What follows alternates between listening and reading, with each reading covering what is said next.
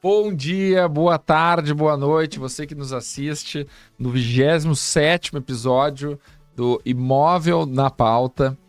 E hoje vamos abordar, como sempre, né, Diogão, um assunto muito interessante. Então aqui do meu lado, o Diogo Queiroz, meu amigo e sócio. E aí, Diogo, preparado? Preparadíssimo. Agora vamos ver com o nosso convidado especial, né? Um assunto importantíssimo e tá em todas as redes sociais agora. Que nós vamos abordar a questão da holding imobiliária. Então todo mundo que tem imóveis, todo mundo que circula desse ambiente imobiliário já ouviu falar disso, ou tem, ou pensa em ter. E ainda por cima a gente está aí na iminência de reformas no nosso sistema tributário que também terão alguns impactos nessa questão de holdings. E para falar sobre tudo isso, nós trouxemos nada mais, nada menos do que um dos maiores especialistas em direito tributário do Rio Grande do Sul, que está aqui na nossa frente, Dr. Cristiano Xavier. Bem-vindo. Bom dia, boa tarde, boa noite. Muito obrigado, Marcelo, pelo convite. Diogo também, muito obrigado. Um prazer enorme fazer parte aqui dessa bancada aqui com vocês, nessa 27ª edição. 27ª edição, perdão, do Imóvel na Pauta. Eu acompanho pelas plataformas, sempre que possível, gosto bastante. Sempre temas muito palpitantes, instigantes e convidados sempre que proporcionam muito conhecimento. Então, agradeço imensamente pelo convite. E, Cristiano, a gente tem uma tradição aqui de pedir, pode se estender um pouco mais, né? Mas o mote sempre te apresenta quem é o Cristiano e o Escritório Xavier em 30 segundos. Pode ser 30 minutos, tá? Só brincadeira, 30 segundos. Não, imagina. Bom, meu nome, vocês já me anunciaram, é Cristiano Dil Xavier, eu sou advogado, sou sócio do Xavier Advogados, escritório com 41 anos de atuação aqui em Porto Alegre, e somos focados em direito empresarial. Eu, particularmente, me dedico mais à área tributária e societária, e os meus sócios lá junto comigo, tem a área trabalhista, tem a área civil, e basicamente é isso, somos advogados, né? E sou sócio de um escritório aqui já bastante tradicional e vizinho, né? Estamos muito próximo da Imobiliária São Vicente, o que muito nos orgulha. Bom, para falar da história do Escritório Xavier aqui, que está com 41 anos, mas não tem como deixar de dizer, para quem conhece bem a história, que na verdade ele é uma continuidade de um projeto muito mais antigo, que começou com o Valtão, o Dr. Walter Dil. E fala um pouco do Dr. Walter Dil, já falecido, mas que iniciou essa caminhada tributária. Não, bem lembrado. O Marcelo conhece de perto a história, trabalhamos juntos. O Marcelo, o Diogo também é advogado, mas o Marcelo exerceu a advocacia militante em escritório e tive o prazer de trabalhar com ele durante um período lá no início da jornada dele. Bom, o Walter José Dil, né, meu querido avô materno, já falecido, ele foi, como tu bem colocasse, pioneiro, precursor do direito tributário aí no Rio Grande do Sul, quando essa matéria nem existia, era chamado de direito das finanças ou algo do gênero. E o meu pai, o Cláudio Otávio Xavier, iniciou a sua caminhada, a sua jornada como sócio do meu avô. Depois ele acabou abrindo o escritório dele, que é o qual eu integro hoje. Então é uma caminhada, Marcelo, seguramente que deve estar passando dos 80 anos na soma, né, da família aí na atuação na advocacia militante na área do direito, primeiro do direito tributário e depois passando para outras áreas do direito, que muito me orgulha estar nessa jornada. Agora já tenho a minha filha mais velha, Martina, já faz direito, tem 21 anos, também me deixa bastante orgulhoso. E é isso aí, é uma espécie de tradição familiar, mais ou menos como é na Imobiliária São Vicente, onde o Alberto iniciou a caminhada e passou a condução aí pro Marcelo. Beleza. Diogo, a ideia desse podcast, ele surgiu muito num bate-papo que eu tava com o Cristiano, onde a gente estava falando sobre tributação, sobre reforma tributária e especialmente questão de aluguéis, tributação de aluguéis. Sim. E tudo mais. E veio a questão que é muito falada das holdings imobiliárias, né? E muita gente fala em ter, muita gente quer ter, mas é comum, e o Cristiano estava me pontuando aqui, de terem, fazerem esses trabalhos de maneira indevida, que até acaba gerando prejuízo, né? Muitas vezes querem vender o contador ou um assessor financeiro, né? Então, é sobre quando ter uma holding imobiliária, né? Então, eu acho que podemos começar aqui, Cristiano, falando assim sobre em que situações são oportunas a holding imobiliária para quem é alguém que tem uma receita de aluguéis. Bom, Marcelo, o tema surgiu realmente, colocasse bem, de uma conversa informal aí que nós tivemos. Primeiro, se imaginava falar um pouco da reforma tributária, a gente deu um passinho um pouco para trás. Não, a gente vai falar também de reforma tributária, mas esse assunto das pessoas jurídicas que eram compra e aluguel de imóveis, chamada de holdings, né, holdings patrimoniais, é algo que é curioso, eu acho que desperta interesse muito provavelmente dos nossos espectadores aqui, porque aonde eu vou, no escritório eu recebo consultas desse tipo a todo momento, a todo instante, vão pessoas, empresários, profissionais liberais, buscar informação a respeito disso, ou já tem a sua holding, ou quer fazer a sua holding. Eu sou também constantemente convidado para eventos, para participar, para escutar, e sempre os temas planejamento imobiliário, societário, tributário, blindagem patrimonial, planejamento sucessório, temas correlatos que levam a essa questão de constituição, de holding ou não, estão sempre muito em voga. E tem algo de estranho, tem algo de errado? Não. Pode fazer muito sentido para várias pessoas, mas não faz sentido para todos. O que determina se faz ou não sentido? Depende. Não é o tamanho do patrimônio. O tipo do patrimônio, sim, pode fazer sentido. O perfil da pessoa. E isso tem que ser tratado com muito cuidado e com uma análise muito crítica. Coisa que os bancos, os escritórios de advocacia, imobiliárias, enfim, corretores, contadores, muitas vezes querem vender como um produto único que serve para qualquer tipo de pessoa que tenha um certo tamanho de patrimônio. E, a meu ver, não deve ser assim. Deve-se fazer uma análise bastante criteriosa. Por quê? A holding é um termo em inglês que vem do verbo to hold, né? Que significa nada mais que controle, manter, segurar algo, participar em outras empresas, ter ativos, ter controle desses ativos. Muito que bem. É verdade, a pessoa quando analisa friamente a questão da holding, eles trazem, olha, existe uma economia tributária para quem vive de aluguéis. Constitui-se a holding e vai se pagar menos imposto de renda. É verdade, de fato, se você olhar unicamente a alíquota do imposto de renda da pessoa física, você vai ver, 27,5%, né? A alíquota ela é progressiva, mas ela chega logo no teto, que é 27,5% hoje.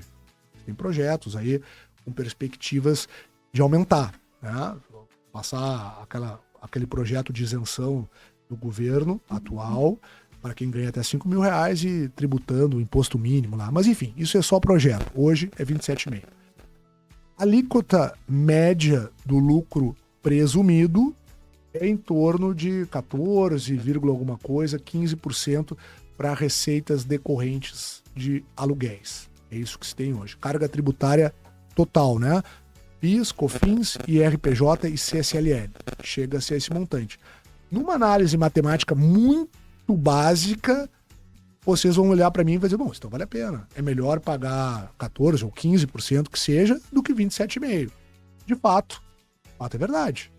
Porém, para a constituição dessa empresa, você tem já a sua carteira imobiliária na pessoa física, você primeiro vai ter que contratar um escritório de advocacia, enfim, para fazer a abertura dessa empresa.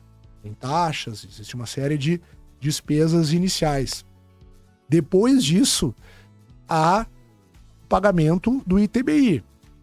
Mas existe uma imunidade lá. Existe uma imunidade. O artigo 156 da Constituição traz uma imunidade, mas é uma imunidade condicionada. Você só não paga o ITBI se você não tiver receita preponderantemente imobiliária. Poxa, mas a holding para que é? Esse tipo de holding é para ter receita de aluguéis de imóveis e de vendas de imóveis. Então, a meu ver, numa análise muito simplista, não faz jus à imunidade. Então, nós já temos que considerar como investimento inicial o pagamento dos ITBIs, que é 3% alíquota em Porto Alegre e 2% se tiver imóvel na praia ou no interior. Sim, só uma observação. Nesse caso, se a pessoa tem os imóveis na pessoa física e deseja, então, tenciona incluí-los numa holding. Pode a pessoa fazer a holding e aí adquirir, a partir de então, os imóveis. Neste caso, não teria este ITBI adicional. Perfeito, muito bem colocado, exatamente isso. Se a pessoa tem a carteira hoje na pessoa física, terá o custo, né, o ônus desse ITBI. Se a pessoa não tem imóveis, tem dinheiro e quer passar a investir no mercado imobiliário, aí vai até o seu advogado, constitui a holding, coloca lá de sócio quem bem entender, e começa a adquirir os imóveis. Claro, vai ter o ITBI da aquisição dele, mas vai ser só um ITBI, não vai ser aquele ITBI que você já pagou na pessoa física e mais aquele ITBI que é um ITBI, vamos dizer assim, injusto, né? Porque você está pagando por algo que já é seu. Não vai ter esse segundo ITBI. Então é realmente isso. E aí, bom, muito bem, constituímos a empresa, ela está constituída, ela vai começar a ter o seu faturamento. Aí começa a se ter uma economia inicial. Começa a se pagar o imposto pelo lucro presumido, que é o percentual que eu coloquei, entre 14% e 15%. Isso hoje, a gente vai falar mais adiante, a reforma tributária vai majorar significativamente isso, né? Vai passar, segundo estudos que nós fizemos, de 14%, 15% para 19%, podendo chegar a 20% sobre a receita decorrente de aluguéis. Estou falando, por enquanto, só referente a aluguéis. Soma-se a isso a necessidade de ter um contador. Afinal de contas, hoje o investidor de imóveis, pessoa física, que trabalha com locações, que recebe locatícios, ele acaba pagando, não estou colocando média de preço, de honorários, mas pelo que se tem do mercado, mais ou menos um salário mínimo por ano. Quando faz lá a declaração de bens e direitos, normalmente que a gente declara em abril ou maio, né, referente ao ano anterior. Se você tem uma empresa e ela tem faturamento mensal, mesmo que não tenha faturamento mensal inicial, apenas para o cumprimento das obrigações acessórias, em média, eu tenho visto que os escritórios de contabilidade cobram um salário mínimo por mês para manter essa empresa regular, né? Depois a gente pode voltar para a locação sem problema algum, mas hoje tem um problema muito, muito grave que poucas pessoas falam e impacta de sobremaneira a questão se vale ou não a pena você constituir esse tipo de empresa, que é referente às vendas. As vendas, né? Tão importante as vendas nos imóveis, tanto para quem vende, quanto para a imobiliária, quanto para quem compra também, né? Mas quem compra não é impactado. Cristiano, agora tu vai entrar no aspecto da venda de um imóvel que está dentro da holding. Até então a gente falou de aluguéis, né? Como é que funciona isso? É isso aí, Marcelo. Eu vou entrar nesse ponto. Vamos começar de novo. O sujeito abriu a empresa, pode ter pago o ITBI, já tinha carteira na pessoa física, despesas lá de junta comercial, etc e tal, mas está tendo algum ganho. Está tendo algum ganho porque está pagando o lucro presumido sobre as locações. Aí vem o momento de venda desse imóvel. O que eu noto nas holdings, tá, pessoal?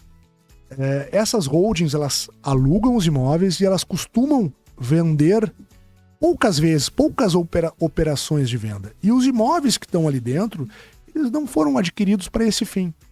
Aí eu vou vender um imóvel que já está alugado. Falei com um advogado, ou um contador, ou até um corretor de imóveis. Não, isso aí é tranquilo. Vai tributar como se fosse venda de um item do estoque. Porque está lançado na contabilidade. Contabilidade colocou como estoque. Eu tenho no meu objeto social compra e venda de imóveis. As holdings normalmente têm isso. As holdings normalmente têm essa previsão. Se não tem, faça-se uma alteração contratual e se inclua isso. Porque para você comprar e vender imóveis dentro da sua operação, você precisa que isso esteja no seu contrato social e no seu CNAE lá na junta comercial. No Código Nacional de Atividade Econômica, na Receita, lá no CNPJ. Muito que bem. Então eu estou fazendo algo que é lícito. O que é a Receita Federal, pessoal? E qual que é a tributação? 6,53, 6,73. Então, nesse caso, vamos supor que a pessoa está vendendo uma casa da praia que botou numa holding por R$2 milhões. Tá. Então, a tributação que incide pela letra da lei, sendo um estoque da holding, seria de 6%. 6,53, descontada a comissão do corretor, né? Tá, então digamos que é 2 milhões líquido, Ok. só para digamos que é 6, só para facilitar a conta, Perfeito. 120 mil. Tá bem. Tá. Seria isso? A conta é essa? A conta é essa. Ou é 120 mil sobre a diferença do Não, lucro? não, é faturamento, receita. Faturamento. Receita. Tá. Então, se pagou 1 milhão, por exemplo, e vendeu por 2, não abate esse 1. Não. É 6% sobre Não. o todo. De novo, isso é uma confusão, é um ponto importante porque a gente confunde com a pessoa física, tá? Vamos lá, imóvel na pessoa física. Eu só tenho o ganho de capital, tá? De 15 a 22,5, tabela progressiva. 22,5 sobre o lucro da operação. Certo. Então, beleza, a pessoa física tem isso. A pessoa jurídica tributada pelo lucro presumido, isso ainda antes da vigência da reforma tributária, que muda substancialmente. Mas Sim. hoje é isso. Vendi agora, fui lá na Imobiliária São Vicente, assinei um contrato, vai ser essa minha tributação. 6%. 6,5, 6,7, tá? Mais ou menos isso. 6,53 para ser preciso. Paguei sem problema algum. Onde é que está o problema? A Receita Federal, vou dizer de novo, a Receita Federal, para pegar bem o corte disso aí, que eu acho que é importante e acho que interessa muita gente. A Receita Federal vai olhar essa operação e vai chegar à conclusão de que não, isso não foi venda do estoque. Como não é venda do estoque? Eu comprei o imóvel está na empresa, eu contabilmente, eu aloquei ele como estoque, eu tenho compra e venda no meu objeto social. A Receita diz o seguinte: mas tu não comprasse esse imóvel, essa casa na praia, esse apartamento, esse terreno que está há 10 anos com vocês, essa loja que está alocada há 20 anos para uma agência bancária, isso não é estoque. Isso é ativo imobilizado. E a tributação vai ser 34%, aí sim, sobre o lucro. Tá? Mas, poxa vida, eu tenho um imóvel de 20 anos, sei lá, talvez ele até pega o troca de moeda, não, troca de moeda não, que foi em 94, mas que já pegou um período inflacionário substancial, o custo dele é muito baixo. Não corrige o custo. Não corrige, é muito baixo. É muito baixo. Eu vou vender com um lucro importante e eu vou botar 34% em cima disso. 15% do imposto, para quem gosta de especificações, 15% é o IRPJ, 10% é o adicional e 9% é a CSLL, Contribuição Social sobre o Lucro Líquido. Tá? Poxa, é bastante dinheiro. E olha, pessoal, a Receita autua. Eu falo com propriedade, porque lá no escritório nós tivemos várias autuações. Comentei com o Marcelo, mostrei, obviamente dando anonimato, né, ao cliente, mas mostrei para ele. Existe isso, existe esse cuidado cada vez maior. Hoje em dia, por tecnologia do órgão, enfim, eles conseguem ter acesso e eles autuam. E a jurisprudência, hoje, existem julgados favoráveis aos contribuintes, mas eles estão se tornando cada vez mais raros. Eu vou dizendo que há um entendimento, dá para dizer que há um entendimento, tanto no CARF, Conselho Administrativo de Recursos Fiscais, ou segunda instância administrativa, quanto no Judiciário. Tribunal Regional Federal da 4ª Região e Superior Tribunal de Justiça. É muito difícil de se conseguir ter êxito nisso. Então, cuidado. E só para dando aqui concretude ao exemplo hipotético de uma venda por 2 milhões de uma casa na praia. E vamos pensar que a pessoa comprou essa casa há 10, a 15 anos atrás por 1 milhão. Tá? E vendeu por 2. Está lá na holding, a letra fria da lei, a questão do estoque é 6%, então 6,53%, então vamos colocar que seja uma alíquota de 120 e poucos mil, aliás, um imposto de 120 e poucos mil, beleza. Aí, pelo exemplo que o Cristiano está colocando aqui, da Receita não aceitar, vai para 34%, mais ou menos, sobre o lucro, né? E se a pessoa comprou por 1 e vendeu por 2, o lucro é de 1 milhão, 34% sobre isso dá 340 mil. Então, o imposto, ele dobra nesse exemplo aqui, né? Que é um exemplo bem factível, né? E se tivesse na pessoa física esse imóvel, ele teria pago 150 mil nesse exemplo. Teria pago 150 mil, bem colocado. Teus exemplos estão muito próximos aí, né? Claro, não está na vírgula, mas é uma conta aproximada. E com uma vantagem, né, Marcelo? Isso aí vocês conhecem melhor do que eu. Existe a lei do bem, que ela pode ser usada uma vez a cada 5 anos. Então, se eu pego o produto da venda desse imóvel na pessoa física e utilizo para aquisição de um imóvel residencial, né? A lei é a instrução normativa que regula a chamada lei do bem, tá? Ela só permite a utilização desse recurso se for para compra de imóveis, pode ser mais de um, residenciais. Comercial tá fora, tá? Por uma vontade do legislador, pura e simplesmente.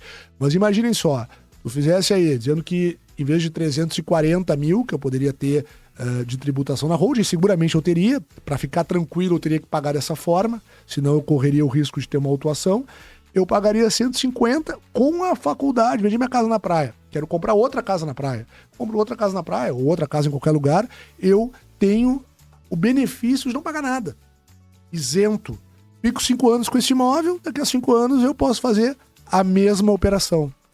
Isso só se o imóvel estiver na pessoa física. Sim. E aí é que também, mesmo para pessoas que estejam aqui nos escutando, que tenham holdings e faça sentido que se tenha feito um estudo e realmente faça sentido, e acho que é bom, a holding tem outras vantagens também, não é só a questão da redução da carga tributária. Talvez faça sentido fazer uma análise que alguns imóveis possam estar na holding e outros na pessoa física. Principalmente aqueles que não geram renda ou aqueles que se tem já de antemão uma certeza que ficarão serão revendidos num futuro não muito distante. Sim. Então, por exemplo, né, nesse caso, olha o que certamente deve ter acontecido e tu já deve ter visto, né, Cristiano? Pegando de novo exemplo de comprou por 1, vendeu por 2, quer dizer, na pessoa física, se a pessoa eventualmente estiver fazendo, como é muito comum, a venda do imóvel para comprar outro depois, residencial, seja casa na praia, ela não pagaria nenhum imposto.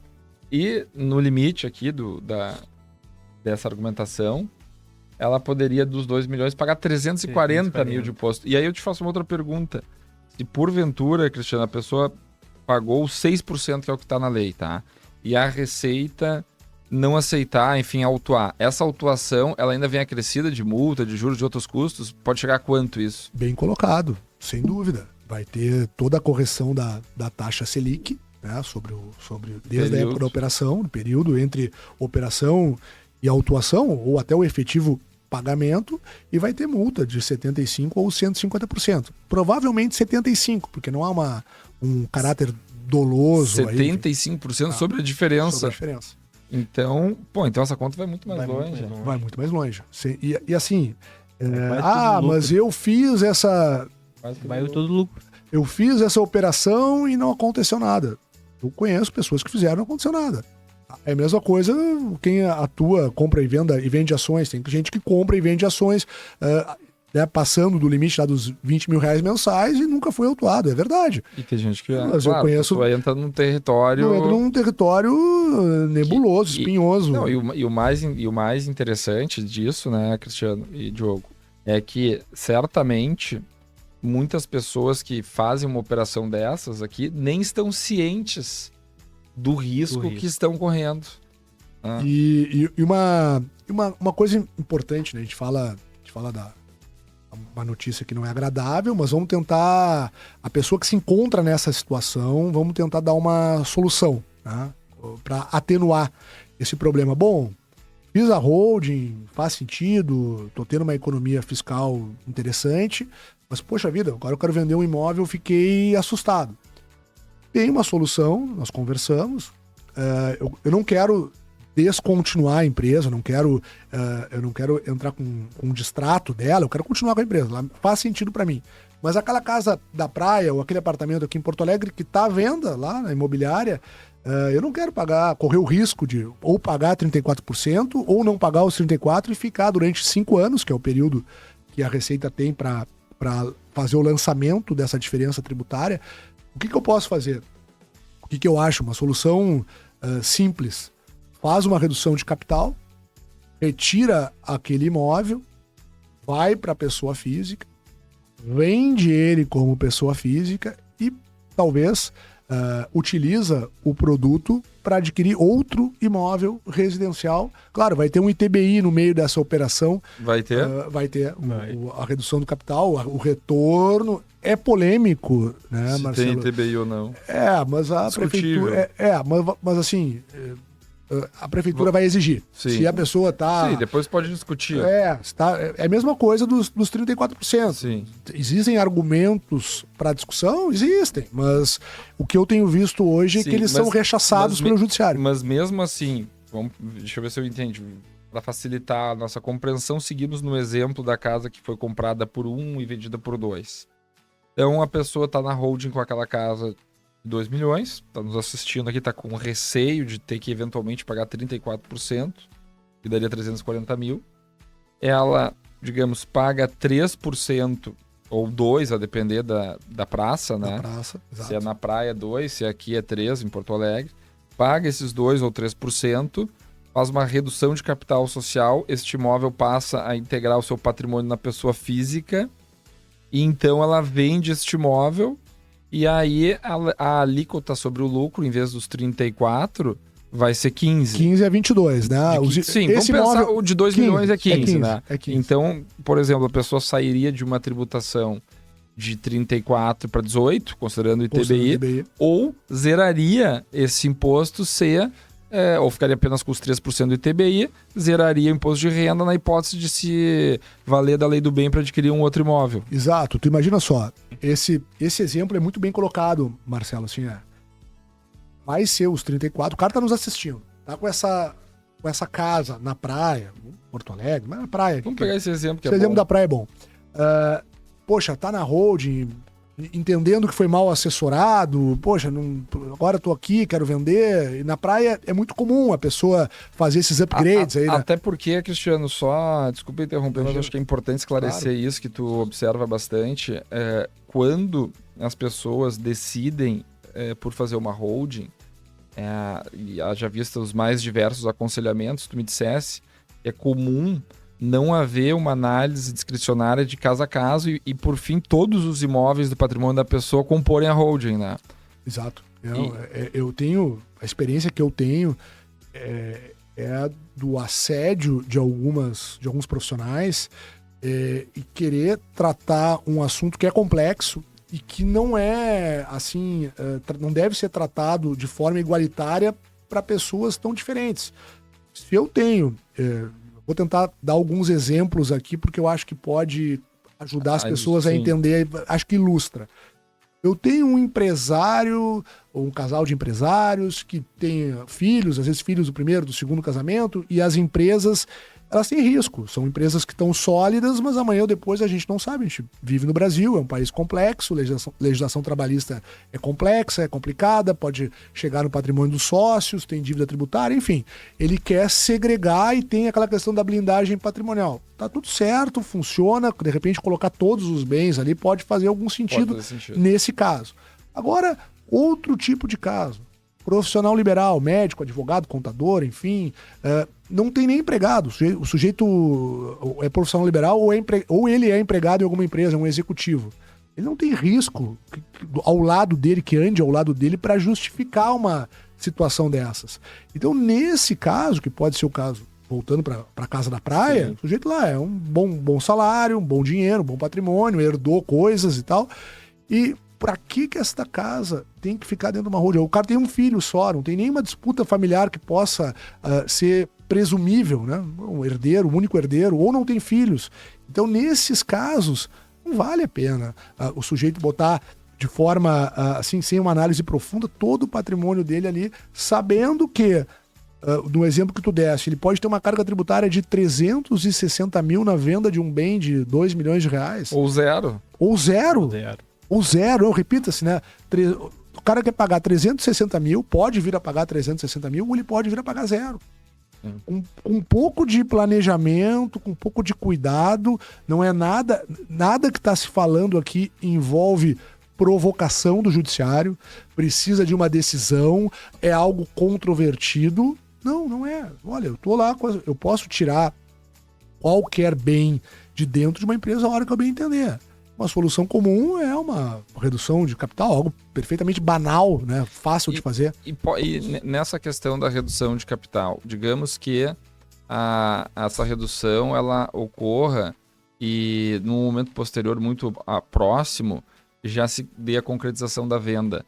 Pode haver ou existe precedentes da Receita ir contra isso? Olha, eu particularmente eu desconheço, eu acho que vale a pena fazer algo com algum intervalo. Não sei dizer, eu faço a redução de capital, depois eu assino o contrato de promessa de compra e venda, sei lá, 30 dias depois. Eu retirei justamente com o intuito de vender, obviamente, mas de não sofrer uma carga tributária avassaladora dentro da sociedade. Sim, o ideal seria, por exemplo, decidiu que vai vender a casa. Pode ser um processo que demore 1 ano. Exato. Não espere chegar o momento do negócio acontecer, já providencia isso anteriormente, até para não gerar no momento do fechamento um ruído adicional que pode até afastar comprador. Até porque a Receita, ela se utiliza, não para esse teu exemplo, mas ela fala muito no propósito negocial, né? Por que tu só retirasse porque tu já tinha uma promessa de compra e venda para ser assinada? Para evitar esse tipo de questionamento, que eu repito, nesse tipo de caso especificamente eu nunca vi. Desconheço. Mas tem... Olha, eu vou reduzir o capital, não faz mais sentido este bem estar dentro da sociedade, eu retiro para a pessoa física e eu faço a alienação dele depois como sócio, como pessoa física. Eu acho que é algo muito mais conservador e com muito mais chance de ter um sucesso do que a venda na pessoa jurídica, recolher os 6,53. Aí é certo... Ou grande chance. Grande chance, certo não é, mas com grande chance, muito provavelmente vai vir a autuação. E se não vir a autuação, vai se ter aquela sensação por 5 anos da possibilidade de vir a ser autuado, que sempre é indigesta. Sabendo que ainda, além da diferença tributária, que é considerável, a Selic, que repita-se também, hoje a taxa de juros ela está 15% ao ano, ela é extremamente elevada, e mais a multa. Então, eu recomendo. Assim, de novo, eu não estou aqui para vender soluções prontas, né? Eu acho que tudo tem que ser pensado, mas pegando este exemplo, eu usaria dessa estratégia. Faria a redução, né? Simples. Normalmente essas empresas elas contemplam só familiares, então faz lá uma alteração contratual, ou se for uma sociedade anônima através de uma ata de assembleia lá, enfim, faz a redução e altera o estatuto e não tem maiores problemas. É bem simples. Cristiano, então, falando sobre a holding patrimonial, que tu comentaste, que normalmente ela é composta por familiares, a gente ouve falar que numa sucessão, essa holding patrimonial, ela é mais barata. É verdade isso? Excelente pergunta, tá, Diogo? Assim, ó, tu fazeres a sucessão em vida, ela é mais barata. Por uma série de razões. A primeira delas é o ITCMD, Imposto de Transmissão Causa-Mortes e Doações.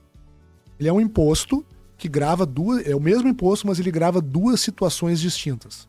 A pessoa morreu, no Rio Grande do Sul é progressivo, qualquer patrimônio pequeno já é 8%.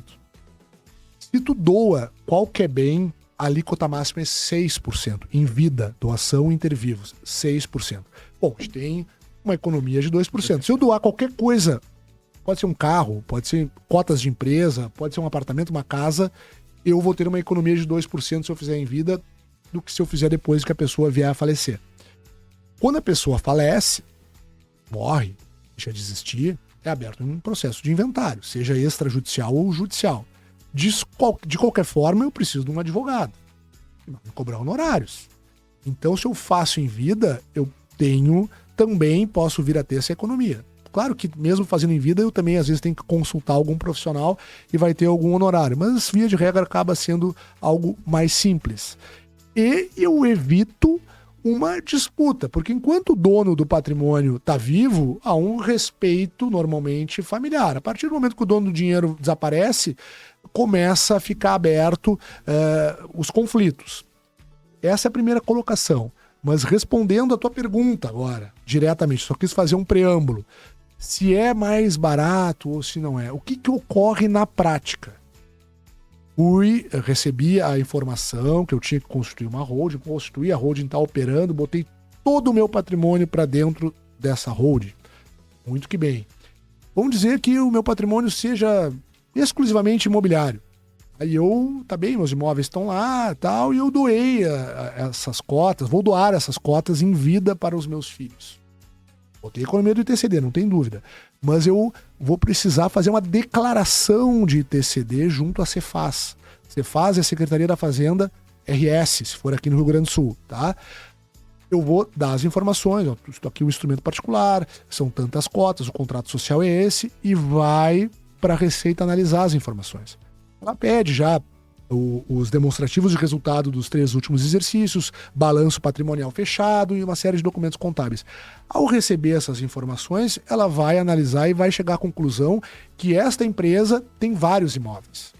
A operação dela é praticamente imobiliária, alocar imóveis, vender imóveis, comprar imóveis, enfim. Ela pede para analisar as matrículas desses imóveis. E pouco importa o fluxo de caixa da empresa, o capital social, o patrimônio líquido da empresa. Isso vai ser uma informação considerável, mas ela não vai ser determinante para fins de avaliação desse TCMD. Ela vai levar em consideração o valor de mercado dos imóveis que estão dentro da holding. Então, assim, é mais barato? Pode até ser. Tem diferenças importantes, eu me livro do inventário e tal, o ITCMD é mais barato. Muito que bem, mas não é essa maravilha que vendem, é uma falácia isso, dizendo que eu vou fazer a doação ali, vai ser uma forma de avaliação que não é esta que eu estou comentando. Os imóveis serão sim avaliados de uma forma indireta. A empresa tem um empréstimo, vai ser avaliado também, vai ser deduzido todas as despesas que a empresa tem, endividamento, vai ser considerado. Mas os imóveis, que é o maior ativo dela, será considerado a valor de mercado. Então, não, em resumo, não tem essa história de tributar pelo valor patrimonial, que muitas vezes é irrisório se valor histórico, né? Valor histórico. O valor histórico, assim. O valor histórico, o patrimônio líquido da empresa, que é uma forma de avaliação, ela vai ser irreal, né? Ele não leva porque não é atualizado. E Cristiano, só aproveitando esse gancho, digamos que nessa holding 10% ficou, digamos, com o fundador, e 90% com filhos, vindo a faltar, igual sobre esse 10% vai haver um inventário. Não, sem dúvida. O titular do patrimônio vindo a falecer, você vai ter que pegar todo o patrimônio que ele deixar, inclusive esses 10%, e vai ter que promover o inventário. Extrajudicial ou judicial, a depender do caso. A legislação tem aquilo que extrajudicial, não havendo menores, não havendo litígio, não havendo incapazes, essas coisas todas que prescindem de intimação do Ministério Público e tal, você pode fazer extrajudicialmente. Todo o patrimônio. O que muitas vezes se faz nesses casos é uma doação, às vezes, integral do patrimônio, pelo menos da holding, com reserva de usufruto ao doador. Então o doador permanece muitas vezes com a renda, ou boa parte dela, pelo menos um usufruto parcial, para subsistência e tal, e ele morrendo, bom, aí o usufruto se extingue com a morte, a propriedade plena passa aos donatários, aos herdeiros, que já estão ou no contrato social, ou já têm ações, se for uma SA, né, da empresa holding. Sim, nesse caso não haveria necessidade de inventário. Nesse caso, o inventário está dispensado, só se afora da holding ele ainda tem bens particulares. Claro, né? claro. Exato. A gente fez um resumo bem sintético, vamos dizer assim, sobre a questão da oportunidade ou não, validade ou não, de abrir uma holding, né? Então, o que nós colocamos aqui, né, Cristiano? Digamos que a pessoa tem uma renda imobiliária de locações até 30 mil reais. A tendência é que, nesse caso, não seja oportuno ela abrir uma holding, correto? Bem colocado, Marcelo. Assim, se for exclusivamente voltado a ter uma economia tributária com a diferença dos impostos do que paga uma pessoa jurídica e que paga uma pessoa física, somando-se ao fato, e aí eu coloco aqui o aumento da carga tributária trazido pela reforma, sim, né? Trazido pela reforma, a gente percebe que, assim, não faz muito sentido. Eu tenho outras questões, blindagem, planejamento sucessório, ou outras empresas operacionais que eu quero colocar ali, aí é outro papo. Né? Aí é outro papo. Mas visando exclusivamente o rentista, o cara que gosta do aluguel, que gosta... Eu não vejo muito sentido, sim, pelos gastos aqui que nós comentamos. E pela impossibilidade de deduzir despesas com saúde, educação. Exato. E tudo mais, a gente conversou ontem, conversei com o Marcelo, inclusive, dei um exemplo, conversa informal.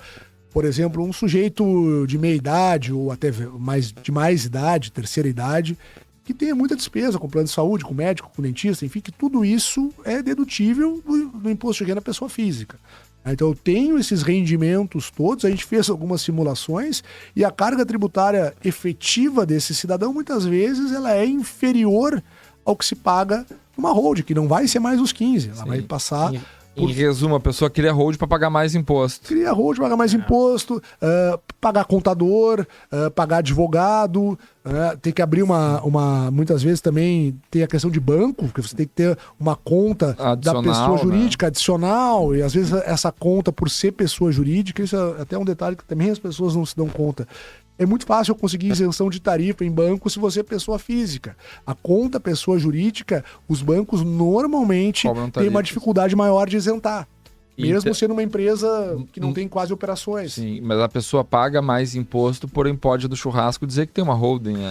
Não pode tem que ter um pertencimento, né? A pessoa se sente... Vou falar com os meus advogados sobre a minha holding, vou falar com o meu contador, eu já tenho reunião com isso.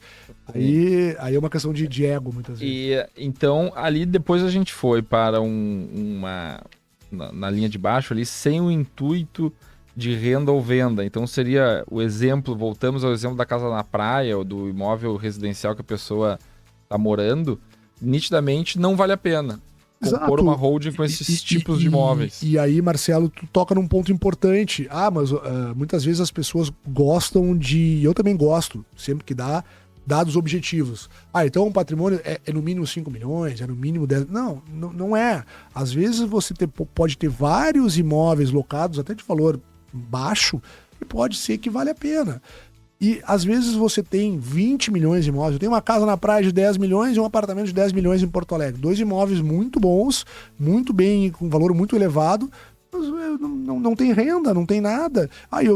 Eu sou profissional liberal e tenho 1 ou 2 filhos. Não se vê uma disputa familiar assim, próxima por isso. Não consegue se prever isso. Meu ver, não faz vale sentido. a pena. E são imóveis que talvez no futuro próximo a pessoa ainda queira vender, Claro, fazer um upgrade, tem comprar. mais a questão toda da venda.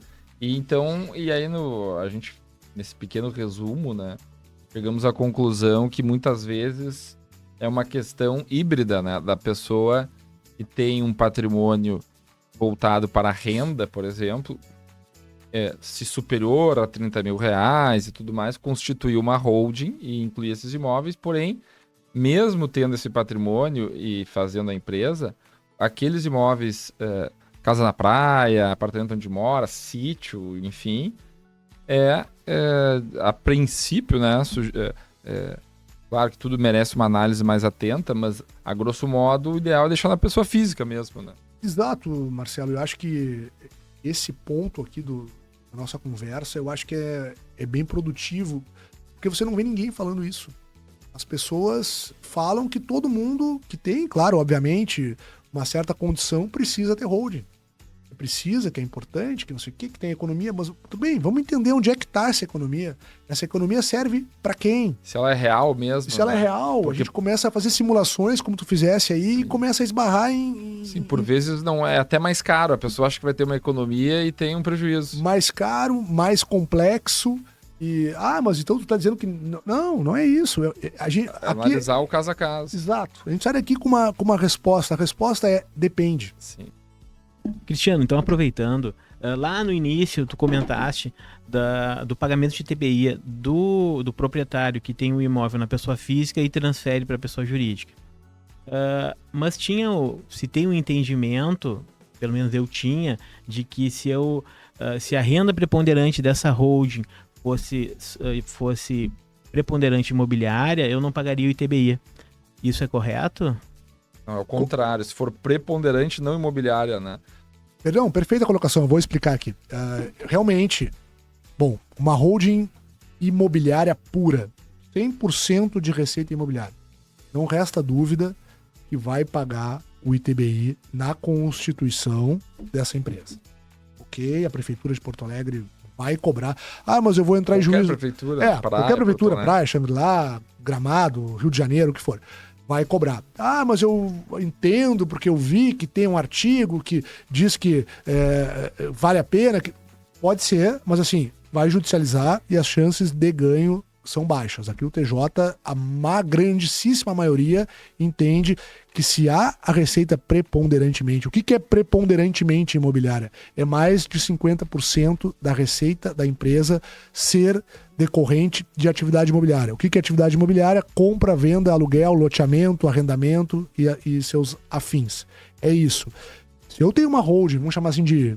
não somente imobiliária, eu tenho uma participação, eu tenho uma empresa de loja, eu tenho uma indústria, e as cotas dessa empresa estão dentro da holding, e esta receita, pela equivalência patrimonial da participação nessas empresas, seja via juros sobre capital próprio, ou dividendos, ou o que for, ela for superior à receita própria de aluguéis, vamos assim chamar, eu não vou pagar o ITBI, porque a minha receita preponderante, ela não é imobiliária, ela é de participação em outros negócios. Agora, não vale, Diogo, planejamentos tributários que eu já vi do seguinte: a holding não tem nada, ou tem participação, só participações em outras empresas, só que as empresas que essa holding participa têm atividade imobiliária.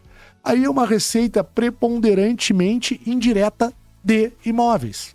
Não sei se eu me fiz entender. Eu vi muitos casos que aparecem no escritório, obviamente não indicado por nós, mas já vem com esse problema. Eu fui autuado, mas o advogado que fez, ou o contador que fez, disse que era só, não a holding, mas a outra empresa ter essa receita, e essa receita vai para... Bom, mas aí está caracterizado, é uma simulação. É uma simulação.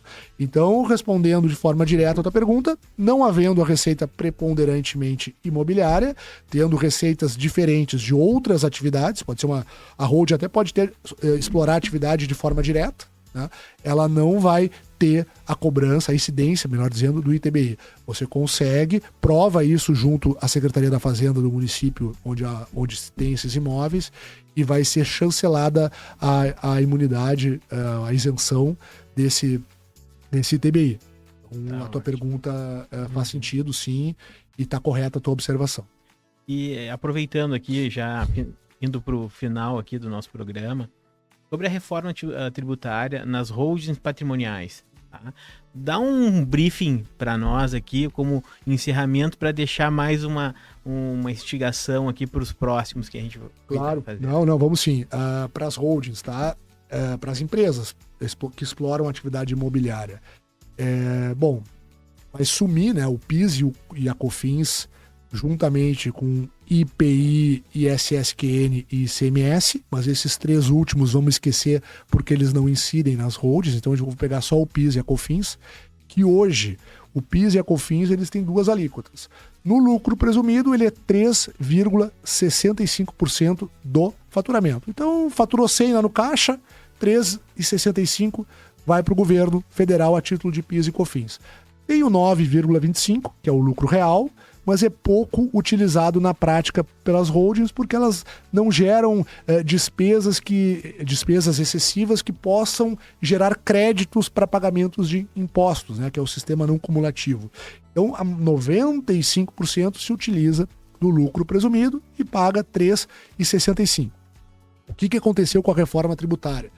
Foi criado o IVA Dual, né, que é composto pelo IBS e CBS, Imposto de Bens e Serviços e Contribuição de Bens e Serviços, um de competência federal, um de competência estadual. Qual é a alíquota que se está falando, ainda depende de resolução do Senado? 26,5%, podendo chegar a 28%. Tá? Então, nós tínhamos 3,65%, passaremos a 28%. Eu não estou falando de imposto de renda e contribuição social sobre o lucro líquido, porque não fazem parte da reforma tributária. Ela foi, até o momento, somente sobre os tributos incidentes no consumo. Então vamos lá, 3,65 frente a 28. O que acontece? Houve uma pressão muito grande dos órgãos ligados à atividade imobiliária, construção civil, Sinduscom, Cresci, enfim, para que houvesse uma redução do valor da alíquota. Então, se houve para locação 70% de redução. Mas 28% mesmo, eu reduzindo 70%, dá uns 8, né? Dá um 8,4 mais ou menos, eu acho. 3,65 para 8,4 dá 120% de aumento.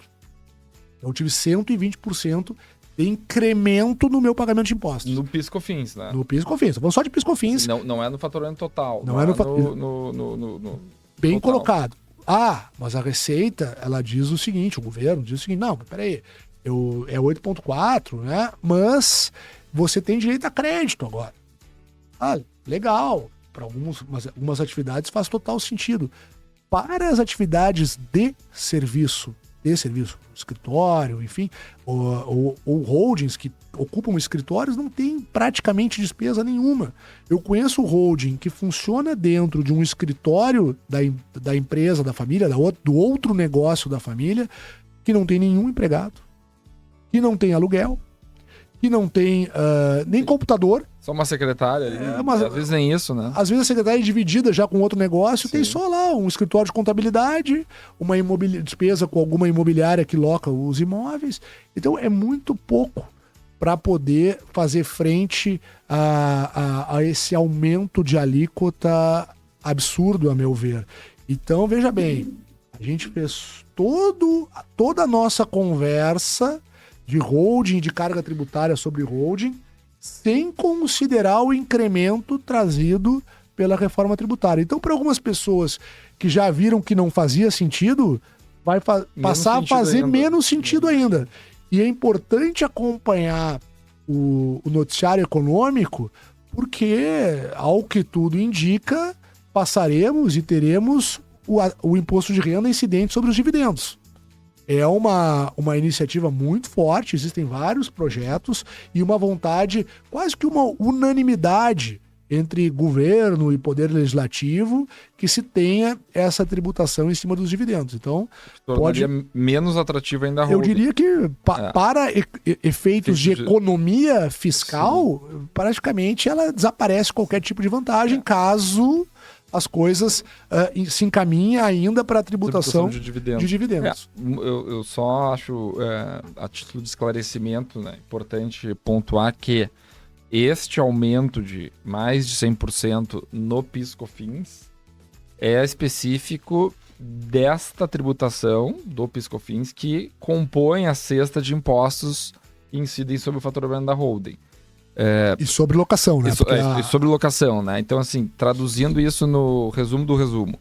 Hoje, e claro, com algum nível aqui de simplificação grosseira, né? Mas no final do dia, hoje a gente tem uma tributação de 15% sobre os aluguéis que a holding recebe e essa tributação vai a 19%. Exato. Não é que a tributação inteira vai subir 100%, porque senão o imposto total ficaria em 30%. Na verdade, vai ter um aumento expressivo, mas é de 15 para 19, assim, arredondando.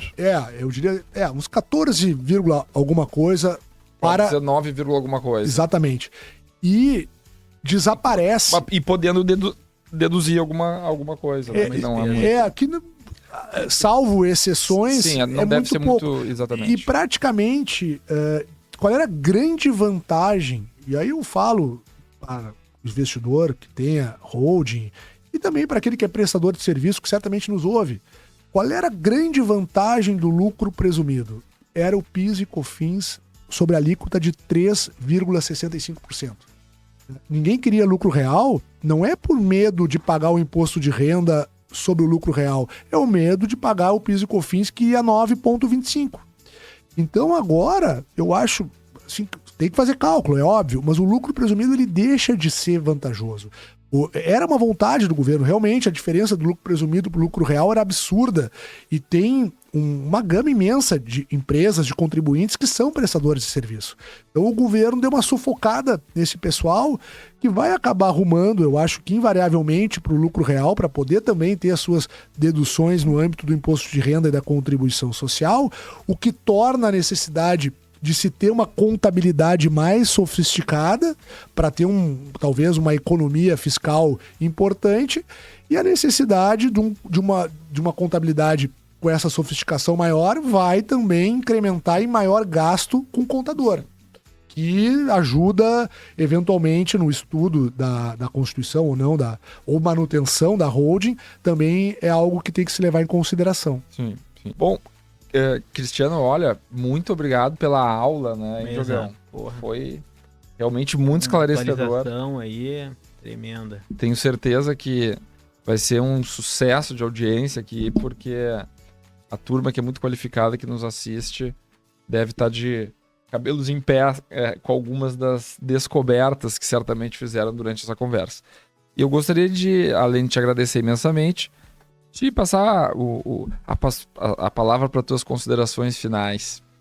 Não, Marcelo, primeiramente, agradeço muito o convite, a oportunidade de falar de algo tão importante e que pouco se fala, com mais aprofundamento, com mais propriedade, e não aquela análise superficial que, praticamente toda semana tem alguém falando de holding imobiliária e vantagens e eventuais, não digo desvantagens, mas assuntos que precisam botar uma lupa e ter um olhar assim mais profundo, menos míope, porque realmente qualquer passo errado pode se tornar uma dor de cabeça. A pessoa acha que está fazendo a coisa certa e muitas vezes ela tem algumas questões que precisam ser consideradas e não são.